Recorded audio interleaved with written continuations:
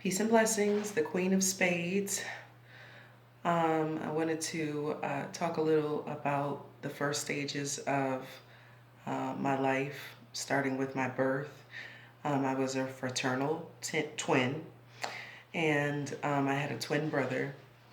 He didn't make it, and my birth kind of came as a surprise to my parents. I guess I was like the hiding twin, kind of. And as a result, they did not expect me on that particular day when the news came to them that my brother, my twin, did not make it. They were kind of devastated, as you can imagine. Um, it was a junior doctor there that felt like he saw another baby on the sonogram, on the ultrasound. And he asked my parents, can I just take another look to see, if there's another baby? Like, I think I saw another baby in there. And at first, my father's like, absolutely not. We've been through enough. Just let us be, leave us alone. Let us go on our way. Um, so it was my mother who's kind of like, just let him go ahead, and check. Can't can't bring any harm or anything like that. Let him go ahead and check. So sure enough, when they did another, ultrasound, um, basically that's when they saw, me. So here I am, um, in the world. I think I went through many different surgeries, many different therapies, many different corrective surgeries, um, on my limbs and things of that nature. Um, so they did these surgeries, these corrective surgeries, so that I could, walk for sure, have use of hands, legs, things of that nature.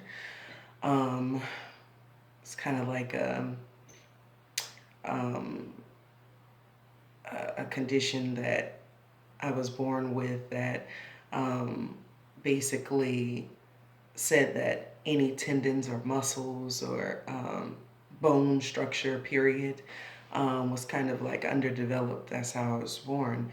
With me being a twin, we also were kind of like malnourished when we were born. And my twin was, he didn't even go through the full birth of getting developed, which means that he kind of passed early on. Um, so going through all of the different surgeries and it was a lot of different surgeries that I went through. I remember that as a child. Um, I remember seeing pictures of me, and the way that I walked was, it was almost incredulous. Like I wasn't supposed to be able to walk at all. But, biologically, you know, it's like something said, it's time to start walking. So that's what I did. And I started walking in a very different fashion from how you would normally see a child learn to walk. Um, also, um, at that point of me getting many different surgeries, I think starting from about 2 or 3 years old, I started getting different surgeries, getting casts, braces, different things of that nature on all four extremities. Um, at some point, I remember being about maybe like 5 or 6 years old, going into the hospital, New York, Harlem Presbyterian, I believe it was. And I remember them telling my parents, we're going to have to put her under, to do the surgeries on her. Um, my experience with that, it was always really scary, um, as a child. Very scary to me. They could not, of course, be in the room with me. So as a result, I'm in there alone. I'm put under. Um, I strictly remember um, being kind of in something looks similar to like what you would go to get like x-rays, done on you. Um, I was kind of in something like that and they put me under. Um, I remember early memories of me hearing, like I was put under and I was, I guess I looked asleep, on the outside.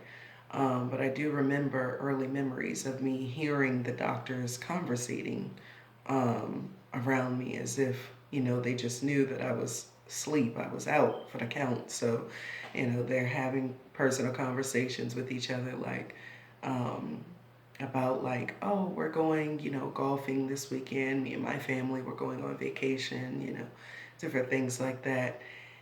And it felt to me like I was kind of trapped inside of my body because even though I may have looked asleep physically, I was wide awake on the inside. So I remember as a little girl screaming out like, I want my mommy, I want my mommy. Yeah, I'm in pain. I want my mommy. This hurts. And what the realization came like they can't hear you. Um, no one stopped or paused like, oh, wait a minute, she's saying something, she's awake. That's when I knew like they can't they can't hear you. Okay, so why don't I just kind of stay quiet, because they can't hear me anyway. It's almost like it was almost kind of like an outer body experience. Probably the first of a few.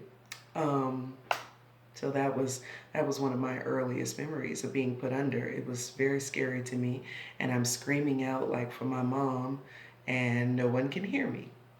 Um, I do remember at some point what sealed the deal for me in knowing that no one heard me was when, I was awakened, from the medications they had given me to put me under.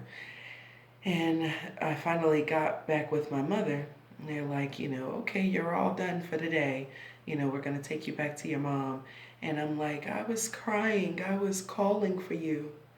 And my mother's like, you were asleep. They gave you medication. You were asleep. You weren't, I never heard you. I was standing right outside the door. I never heard you saying anything. And I'm like, I was crying for you. I was calling you. I said, I want my mommy. And she was like, I never heard you saying that. And I was like, okay. So that's when I realized that there was something kind of like, uh, like extraordinary about, extraordinary about the situation where no one else picked up on the fact that um, this was my experience. No one else could verify that, but I know that I had experienced it. So call me crazy, call me aloof, deranged, but that was an early experience I had, and I stand by that. Um, so that's pretty much um, the first experiences um, that I can remember. Um, Also, I remember um, at 6, the doctor saying that I probably wouldn't live past my teenage years. I may not even make it to my teenage years. They said that they actually said in front of me to my parents, they were saying she's not going to live long because of her being underdeformed. She's not going to live long, and she may not ever have children. Um, if she ever does have children, they won't make it long term. They won't make it past the pregnancies, um, because she's so underdeveloped and underformed. She may lead a life of miscarriages, depending on even how long she lives. So there was a very low faith or hope with me even having a long lifespan. And I remember at 6 feeling so hurt hearing the doctor saying that, because somehow even at that age I knew, like, that's not a good thing. Like, I want to live long. I want to be able to have children. I want to be a mom, you know. And this is unfair. Like, why won't I be able to have children? At 6, I'm not understanding the terminology that he's using or the reasoning behind um, why I won't be able to um, have children.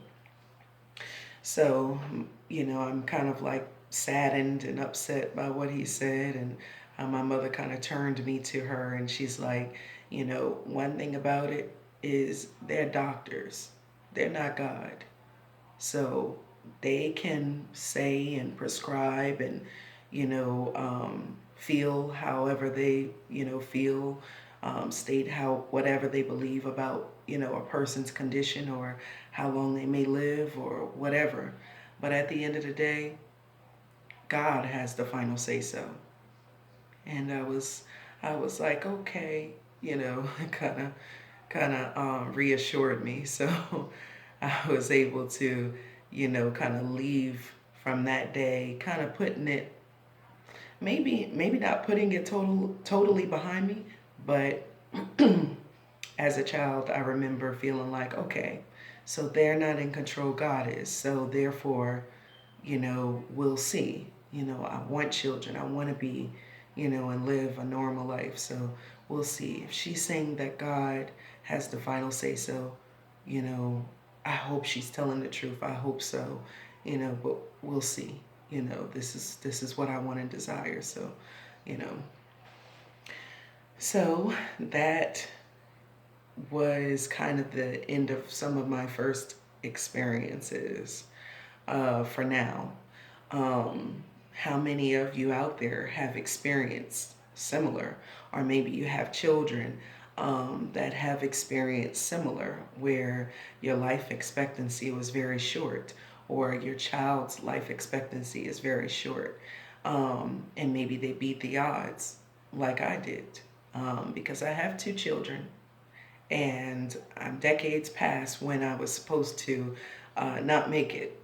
Um, so, how many of you out there experience similar? How did you feel about someone basically telling you that, in your life you wouldn't live long? What did that do for you? For me, that made me say, I'm gonna decide what happens with me. I want to live. I want to have children. I want to be a mommy. I want to be a businesswoman. I want to travel the world. Like, I had so many goals even at that age, and I was determined nothing would stop me. Nothing at all. So with you, if you guys had similar experience, comment below. Tell me how you handled it, or even, if you're still in the process of handling it. What were your thoughts? What were your feelings? If even for your children, how are you handling it now? Where are you at, in the here and now? You know, did you or your child surpass, the life expectancy or the odds that, maybe a doctor or a practitioner said that you wouldn't beat? Let's talk about it. Comment below. Or any questions you have, feel free to ask them, and I'll try to get back to you as soon as possible. In the meantime, I hope you guys have a really wonderful day. And I've got some other things to take care of, so I look forward to talking with you soon. Peace and blessings.